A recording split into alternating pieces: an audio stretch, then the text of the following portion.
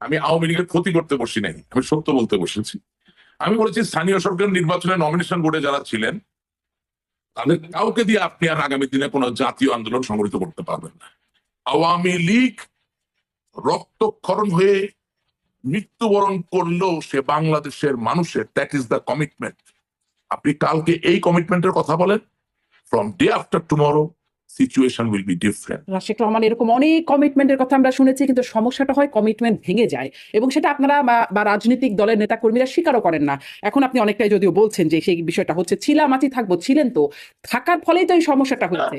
যে আমরাই আমাদের পায়ে কুড়াল মেরেছি, সাংগঠনিক ভাবে আমরা আমাদেরকে এতটাই দুর্বল জায়গায় নিয়ে গিয়েছিলাম, এতটাই সংক্ষুব্ধ হওয়ার জায়গায় নিয়ে গিয়েছিলাম, যে আমি এখনো বলছি আপনাকে যে 5ই আগস্টের চলমান যে আন্দোলন, সেই আন্দোলনে কোনোদিনও বাংলাদেশ আওয়ামী লীগের এই ধরনের পতন হওয়ার কথা নয়।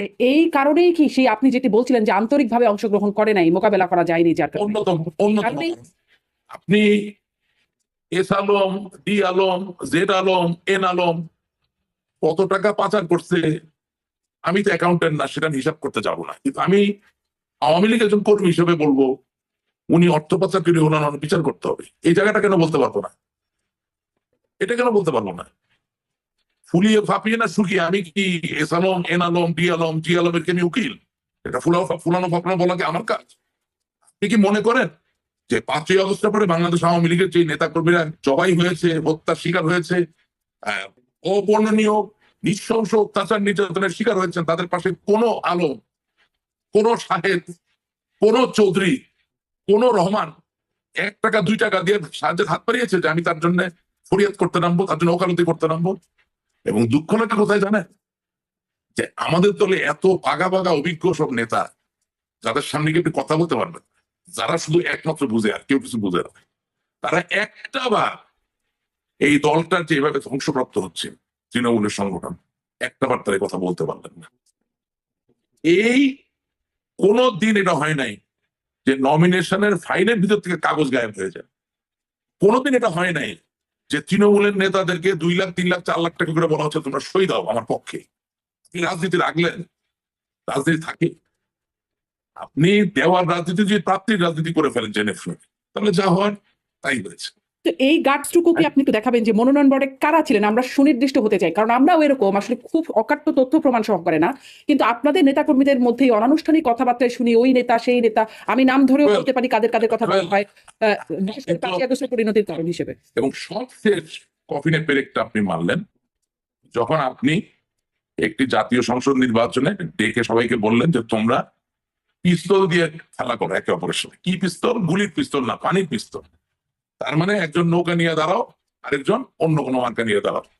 যখন নিজ দলের ভিতরে সারা দেশের বিভিন্ন জায়গায় লোকজন দাঁড়িয়ে গেল, এখন শিওর আমি আমাদের অর্থনৈতিক খাত যে খুব ভালো চলতেছিল সেটা তো আসলে হ্যাঁ, রাশেক রহমান, অর্থনৈতিক খাতটাতে আমি আরেকটু আসি, কারণ ওটাতে আরেকটু সুনির্দিষ্টভাবে কথা বলতে চাইবো। আমি একটু খুঁজে বের করছিলাম, কারণ আমি ঠিক এই মুহূর্তে বলে দিতে পারছিলাম না যে কারা আসলে স্থানীয় সরকার জনপ্রতিনিধি মনোনয়ন বোর্ডের সদস্য ছিলেন। আমি 24শে ডিসেম্বর 2022-এর খবর একটা বের করলাম বাংলা ট্রিবিউনে, সেখানে দেখছিলাম যে আওয়ামী লীগের স্থানীয় সরকার জনপ্রতিনিধি মনোনয়ন বোর্ডের সদস্যরা হলেন Sheikh Hasina, Amir Hossain Amu, Tofail Ahmed, Sheikh Fazlul Karim Selim, Abul Hasnat Abdullah, Kazi Zafrullah, doctor Mohammad Abdur Razzak, lieutenant colonel অবসরপ্রাপ্ত Mohammad Faruk Khan, Ramesh Chandra Sen, Obaidul Quader, Mohammad Rashidul Alam, Jahangir Kabir Nanak, Abdur Rahman, Mahbubul Alam Hanif, doctor Dipu Moni, doctor Hasan Mahmud, doctor Abdus Sobhan গোলাম।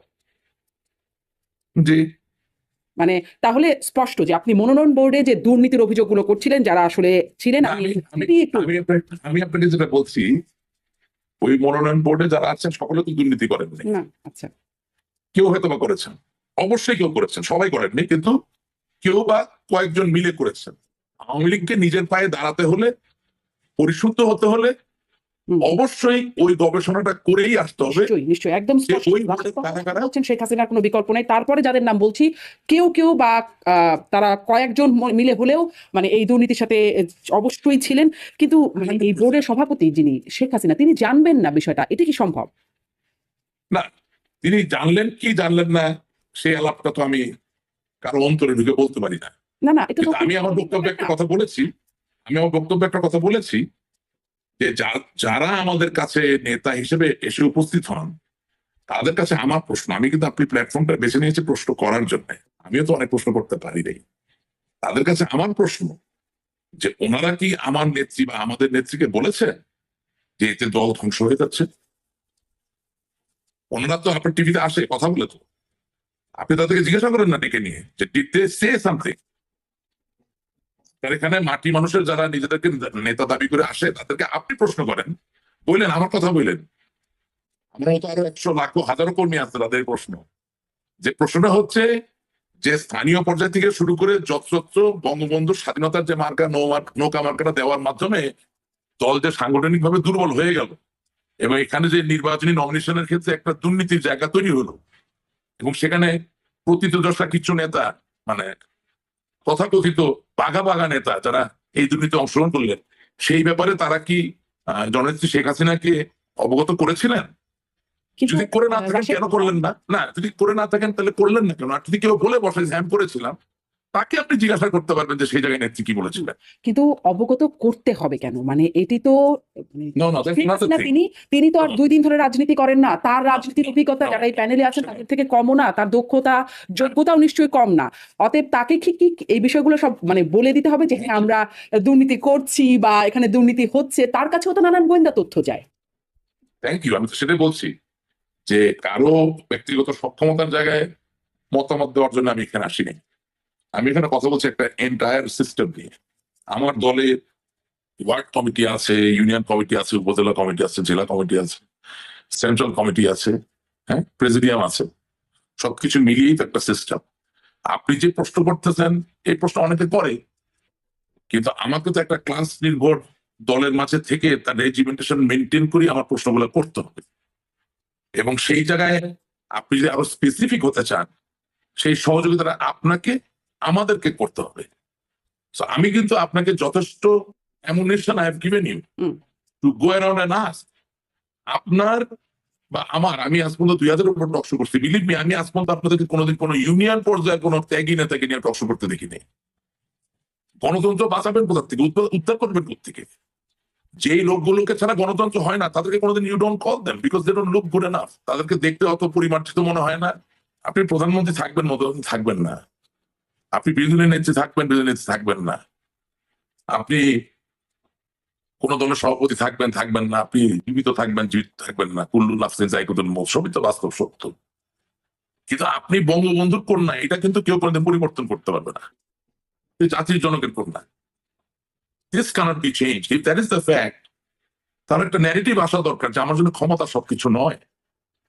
আমি বাংলার মানুষের পাশে ছিলাম, আছি, থাকবো। এবং ইয়েস, আওয়ামী লীগ বাংলার মানুষের, আমিও বাংলার মানুষের, সেখানে ভুল বোঝাবুঝি হতে পারে, কেউ অভিমান করতে পারে, কেউ রাগ করতে পারে, কেউ আমাকে শাসন করতে পারে, কেউ আমাকে প্রত্যাখ্যানও করতে পারে, কিন্তু আমি তো তোমাকে ছাড়া নই। কারণ আমি তোমার জন্য, আমি যদি ভুল করে থাকি আমার তুমি পরিত্যাগ করুন, আমি তোমার পাশে থাকতে চাই, আমি নিজেকে ইমপ্রুভ করতে চাই। করতে হবে। প্রশ্রয় না পেলে, সরকারে আছেন আপনারা, প্রশ্রয় না পেলে কিভাবে এভাবে লক্ষ কোটি টাকা পাচার হয়? নাকি আপনারা এটা মানতেই রাজি না যে পাচার হয়েছে এত টাকা, যেটি মোহাম্মদ আরাফাত বলছিলেন? আপনি S Alam, D Alam, Z Alam, N Alam কত টাকা পাচার করছে, আমি তো অ্যাকাউন্টেন্ট না, সেটা আমি হিসাব করতে যাব না। কিন্তু আমি আওয়ামী লীগের একজন কর্মী হিসেবে বলবো উনি অর্থ পাচার পেলে ওনার বিচার করতে হবে। এই জায়গাটা কেন বলতে পারবো না? এটা কেন বলতে পারবো না? ফুলিয়ে ফাঁপিয়ে না শুকিয়ে আমি কি S Alam, N Alam, D Alam, G আলমের কি আমি উকিল? এটা ফুলানো ফাঁপানো বলা কি আমার কাজ? আমি আওয়ামী লীগের একজন কর্মী হিসেবে বলবো উনি অর্থ পাচার পেলে ওনার বিচার করতে হবে। এই জায়গাটা কেন বলতে পারবো না? এটা কেন বলতে পারবো না? ফুলিয়ে ফাঁপিয়ে না শুকিয়ে আমি কি S Alam, N Alam, D Alam, G আলমের কি আমি উকিল? এটা ফুলানো ফাঁপানো বলা কি আমার কাজ? ইফ সামবডি ইজ এ পারপিট্রেটর, তার বিচার হবে, তার সাজা হবে, এটা বলতে পারেই তো একজন রাজনৈতিক কর্মী বা নেতার সত্যিকার শক্তি।